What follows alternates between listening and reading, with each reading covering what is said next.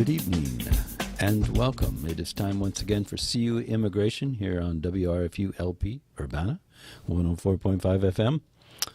I will be your host for this evening. My name is Mr. Garza, and I am here to let you know that WRFU is an open forum for the Urbana-Champaign community. Views expressed are those of the speakers and are not intended to represent WRFU, UCIMC, the Urbana Socialist Forum, or, as we like to say on the television, the televised version of the show, UPTV. These views are our own, and by our in this instance, I just mean myself because I'm the only one here. Go ahead, look around. See, have you seen anybody else? There's nobody else here. That's because it's just me. So, as usual, it's just me. Weather's getting nicer. Yes, it's finally turning into spring. Yes, that's good. Yes. Immigration, not really getting any better. Not changing much. Where to begin? So I've been talking about politics a lot lately.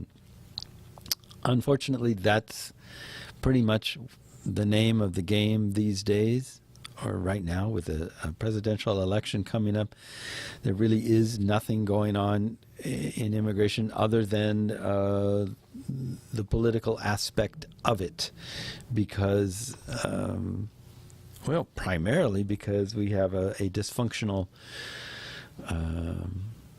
system in place. Not just the immigration system, which, yes, that is dysfunctional as well. But our political system is dysfunctional. When our current president, two-term, I might add, president, was first elected, the Republican Party got together and said their number one priority, apparently even more of a priority than, say, governing or that sort of thing, was making sure that our current president was a one-term president. And they have really been working very hard on that, even though he, of course, was resoundingly re-elected to a second term. They still got in this mindset that whatever he wants, we don't want. When he says yes, we say no, et cetera, et cetera, et cetera. And it's been going like that pretty much ever since, to the extent that very little of what could be getting done is getting done.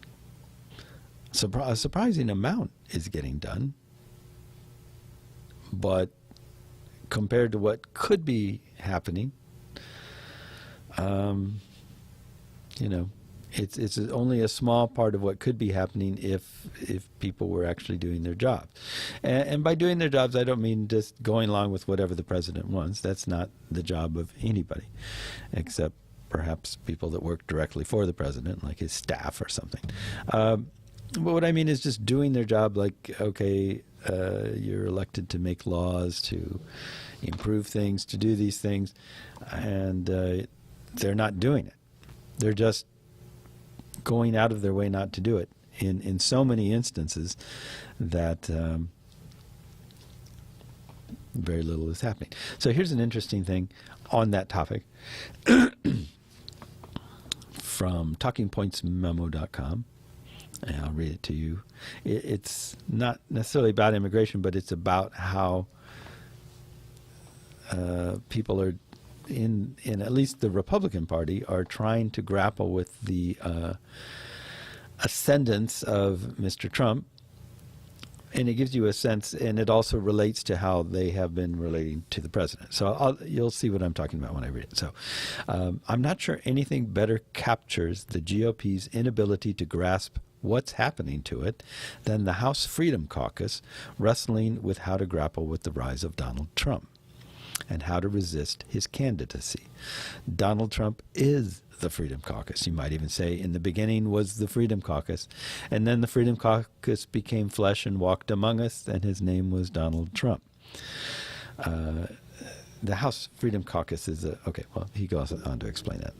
I was going to explain it to you, but he sort of gets into that. With more mainstream conservatives, you can at least argue that there is a difference in temperament, if not ideology or policies.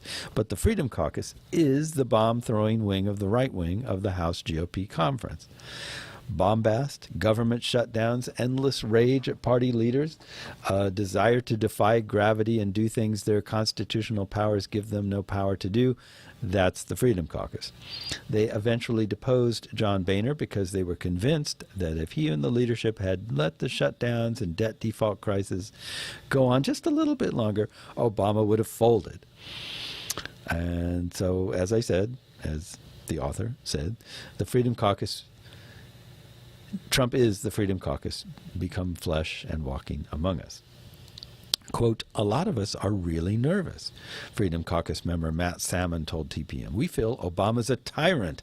A lot of people are worried about trading their tyrant for our tyrant. And the author goes on to say, this captures so many of the problems. We talked about the issue of hate debt and nonsense debt, and here we have it in spades. Spending years spouting nonsense about the cerebral and temperamentally cautious Obama being a tyrant and other such nonsense is a significant contributing cause of Trumpism. When you're saying Obama is a tyrant, you've basically flushed your credibility for ominous dictator-rising warnings about Trump down the drain.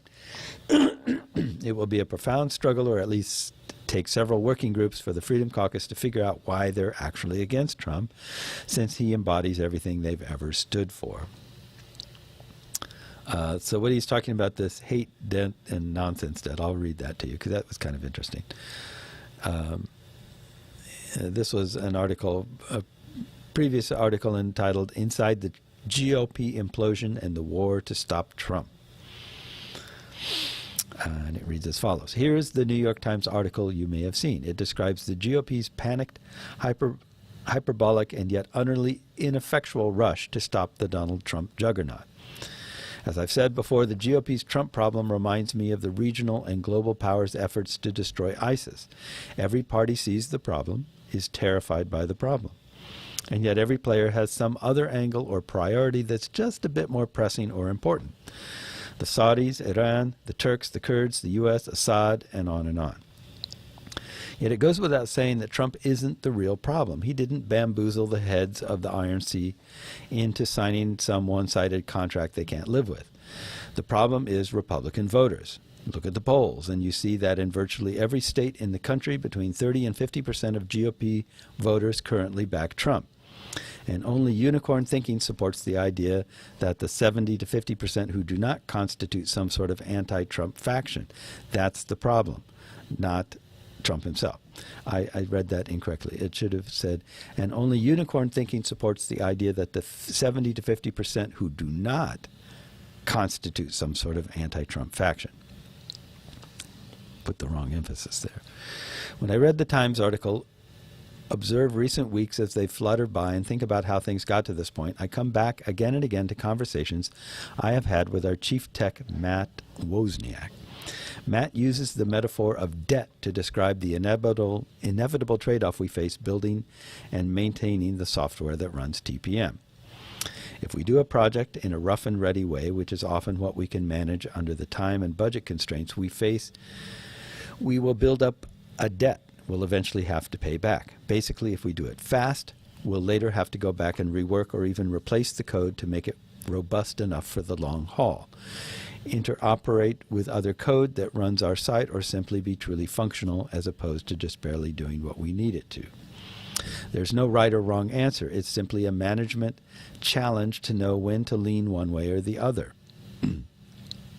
But if you build up too much of this debt, and the problem can start to grow not in a linear but an exponential fashion, until the system begins to cave in on itself with internal decay, breakdowns of interoperability, and emergent failures which grow from both. So this is a fairly good description of what the media is now defining as the GOP's Trump problem. Only in this case, the problem isn't programming debt. It's a buildup of what we might call hate debt and nonsense debt that has been growing up for years. This crystallized for me after the last GOP debate when Trump told Chris Cuomo in a post-debate interview that the IRS might be coming after him because he's, quote, a strong Christian. Set aside for the moment how this unchurched libertine was able to rebrand himself as a strong Christian. What about the preposterous claim that he is being persecuted by the IRS because he is a devout member of the country's dominant religion? Republicans simply aren't in any position to criticize this ludicrous claim because they have spent years telling their voters that this sort of thing happens all the time. To Christians, conservatives, everyone the liberals at the IRS hate. And this, of course, is just one example of hate and nonsense debt coming due. Shift gears now and they're rhinos, or Republicans in name only. Take Trump's plan to deport 11 million people living in the U.S. illegally or build the planned Trump Taj Mahal. As John Kasich has furtively tried to explain in debate after debate, whatever the rights and wrongs of it, this is simply never going to happen. Such an effort would be more on the order of a post-World War II population transfer than anything remotely like a conventional immigration enforcement action, costing probably hundreds of billions of dollars and perhaps even constituting something approaching a war crime. As for the wall, of course, in the real world, net immigration across the U.S.-Mexico border has actually gone into reverse in recent years. More are leaving than coming. But in the Republican Fox News world, hordes of feral Mexicans are still streaming across the southern border. Them and a layering of ISIS death squads who fly from Ankara to Belize and then walk to the Arizona border. But this is just the hate and nonsense debt coming due from 2013. You can either let the status quo go on, or you can devise a way to regularize at least the majority of people who are here illegally. There's no other option. Unless you just want to say no amnesty and pretend the problem will go away with self-deportation or some other nonsense. And that, of course, is precisely what Republican congressional leaders did. All Trump did was to say openly, clearly, more coherently, what Republicans were already saying themselves, while also saying out of the sides of their mouths that somehow they'd get the mass deportation later. The truth is, virtually Trump's entire campaign is built on stuff just like this, whether it's about mass deportation, race, the persecution of Christians, Obamacare, the coming debt crisis, and a million other things. At the last debate, applying some chapstick to my dry lips. I can't talk and do that at the same time. At the last debate, Trump got pressed on his completely ludicrous tax cut plan. He eventually said growth, which if you calculate it would need to be something like 20% annual growth on average, would take care of the huge budget shortfall it created. But Republicans can't really dispute this point, since all of Republican campaign economics is based on precisely the same argument. What about Obamacare? Can Marco establishment Rubio really get traction attacking Trump for having no specific plan to replace Obamacare when Republicans have spent the last 5 years repeatedly voting to repeal it without ever specifying a plan to replace it? On each of these fronts, the slow accumulation of nonsense and paranoia debt, to use our metaphor, built into a massive trapdoor under the notional GOP leadership with a lever that a canny huckster like Trump could come in and pull pretty much whenever. This is the downside of building party identity around a package of calculated nonsense and comically unrealizable goals. There we go. Having some connectivity problems there. On other fronts, Republican Party leaders have sanctioned repeated government shutdowns, threats to default on the national debt, and various other totally crazy things. But if you notice, it's always in the out years, not in election years, and never during presidential election years, where more is at stake and the electorate leans more Democratic. There's some metaphor or analogy here about a hostile takeover, though hostile takeovers don't usually take place because of excess debt. They're proxy battles or stock purchases. But there are numerous ways that profligate spending and excess debt can leave a highly leveraged company vulnerable to a guileful schemer who strangles the ownership and takes the carcass for himself. Some version of that is the story of Trump, a raid on a hopelessly leveraged GOP establishment which barely realized that it scarcely exists. Having said all of this, I always try to remind people that as observers of contemporary politics, we ascribe far more power to political leaders than they actually exercise. They are more like riverine engineers. They can reinforce the banks, shift a river's direction a bit. In extraordinary cases, they can even dam a river, but even that only regulates the flow of the water. It seldom stops it entirely. The deeper causes of the recent trends in the GOP go deep into the society and culture of the American right and American society generally. But Republican elected officials have increasingly coddled, exploited, and in some cases, yes, spurred their voters' penchant for resentment, perceived persecution, apocalyptic thinking, and generic nonsense. Until now, GOP elites have managed to maintain a balance of needle-threading sleight of hand, wherein the GOP has become the functional equivalent of a European rightist party, UKIP, or French National Front, yet masqueraded as a conventional center-right party, UK Conservatives or French Republicans, all under the go-along leadership of the people the Washington Post editorial page imagines runs the GOP. But the setup was already under extreme strain, as evidenced by the 2011 debt fault drama, the 2013 cruise shutdown, and the end of the Boehner speakership in 2015. Trump is very little different from the average candidate Republicans elected in 2010 and 2014 in terms of radical views and extreme rhetoric. All Trump's done is take the actual GOP issue package, turn it up to 11, and put it on a high-speed collision course with RNC headquarters smack in the middle of a presidential election year. So this is Josh Marshall. He's the editor and publisher at TalkingPointsMemo.com. That is his take or his explanation of what hate debt and nonsense debt are. So, so when, for example, he points out that when they say Obama is a tyrant, that's nonsensical. And if you're going to make a ridiculous statement like that, and let's be fair here, this is not a partisan comment in any way, shape, or form. Our current president, Barack Obama, is so far from being a tyrant that the two words, it just doesn't even fit. You know, he is a very cautious, as Josh Bush is, cautious and pragmatic, has a cautious and pragmatic leadership style. Where they get a lot of this tyrant stuff from is because in order to function at all, he has had to do several things by way of executive orders. And also he has ignored several attempts that have been made by this same group, the right group, Republicans. He's just ignored it. So they keep trying to do, for example, trying to defund Obamacare. They've done that over and over and over and over again under some weird notion that in the end Obama's going to go, oh, I guess you guys, not the people in the country, but you guys, your particular party doesn't like this, therefore I will allow you to destroy it, even though they can't do that.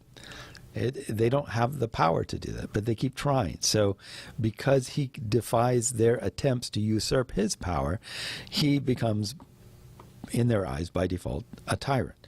And by making those kinds of claims, it is very difficult to step back and put anything in proportion and or look at the Trump situation and describe it in any kind of reasonable way. So that's kind of what this is all about. And that's why I keep pulling out my earphone plug here, accidentally.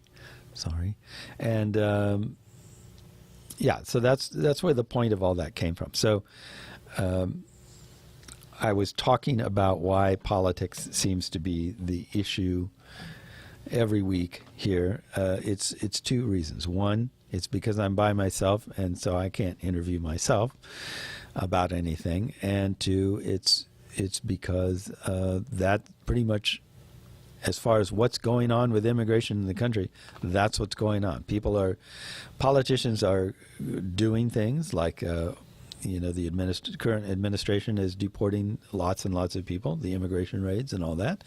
And then you have politicians talking about what they are going to do when they get elected. And so since that is everywhere in the news and that is forcing people to respond to it, when politicians come out and say, I will do this, people respond to it. They go, oh, well, what you're planning on doing is different from what's being done. Therefore, I have to react to it like I'm going to say, yes, I'm going to vote for you because I like what you're going to do. Or no, I'm not going to vote for you because I don't like what you're going to do. Or something along those lines. You're forced to react to it. So what follows are two articles about the current, what's going on. The first one is about the Republicans, since we've been talking about Trump.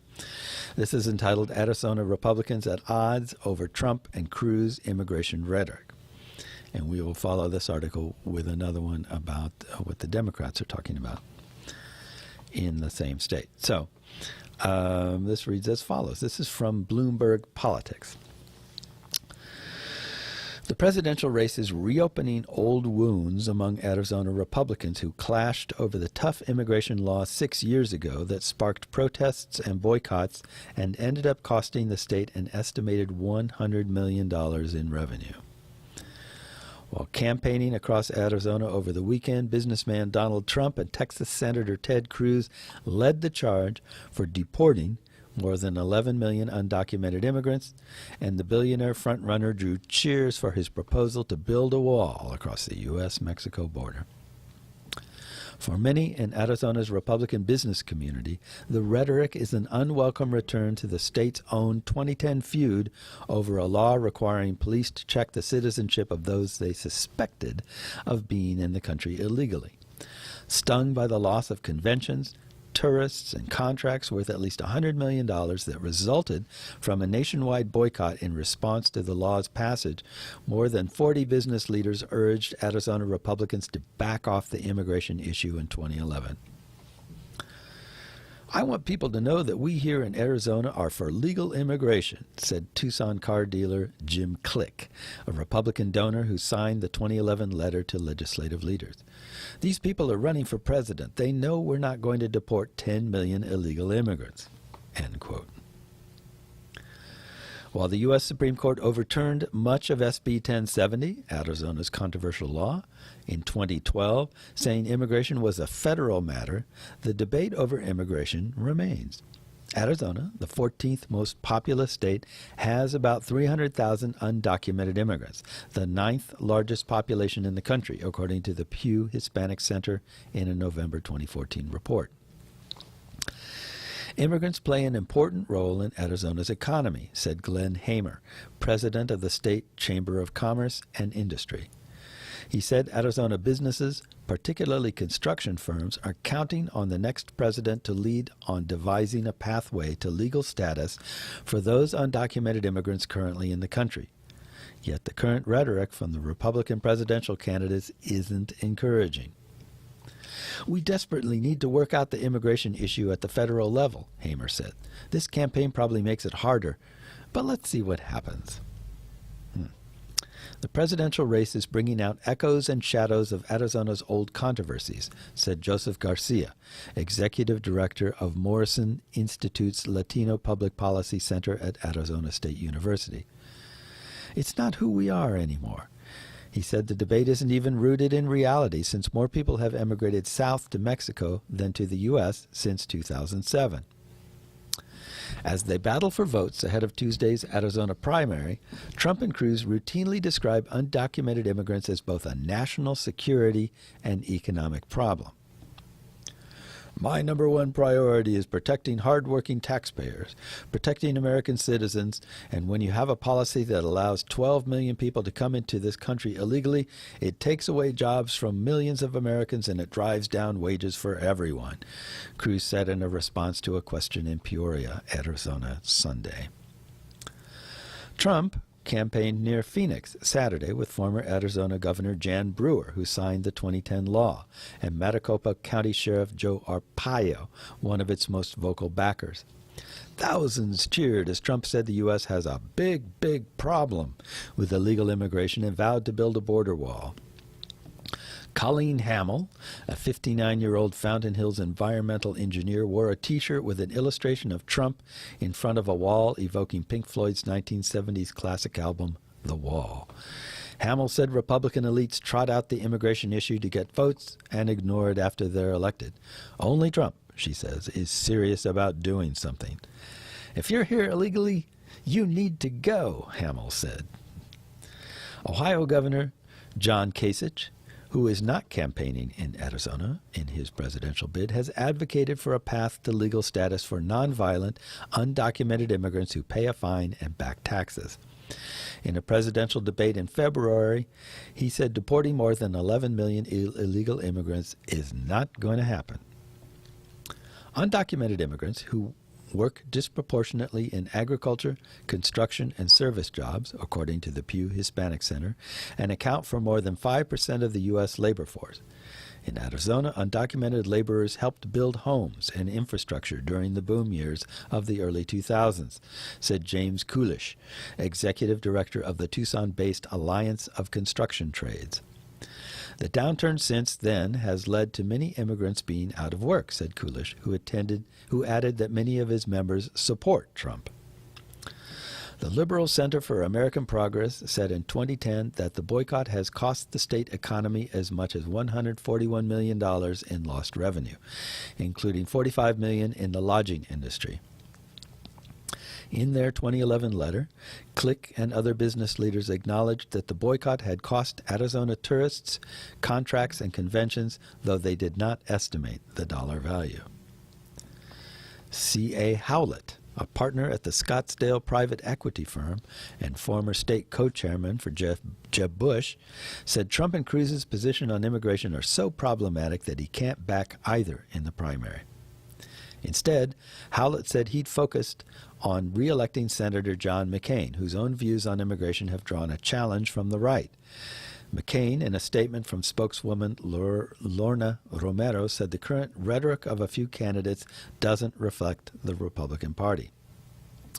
Howlett, 72, said he'd back the Republican nominee but decried how immigration was being used as a wedge issue in Arizona and the national campaign.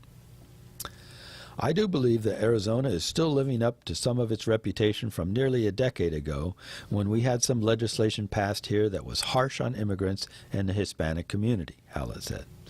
Whoever is elected, I believe, will have to be realistic after taking office. Still, immigration isn't a make-or-break issue for some Arizona Republicans. And I'm Mark Halpern. With all due respect to Jimmy Stewart, there's a new kid in this town. Okay, sorry about that. That somehow there's a video that's playing that's not supposed to be. Whatever. Anyway, I apologize for that intrusion. Still, jumping back to where I was, immigration isn't a make-or-break issue for some Arizona Republicans who disagree with Trump and Cruz's position. Ed Robson, a builder of resort communities who has donated more than $600,000 to Republican causes and candidates including McCain, Rubio, and George W. and Jeb Bush, said he's now standing with the New York billionaire. Like Click, Robson, 85, has hosted George H.W. Bush in his Arizona home. Though Robson differs from Trump on immigration, the home builder favors a path to legal status over mass deportations. He said he trusts Trump on issues of national security and economy. I like Trump's message, Robson said. As far as I'm concerned, Washington is broken. So mixed messages here from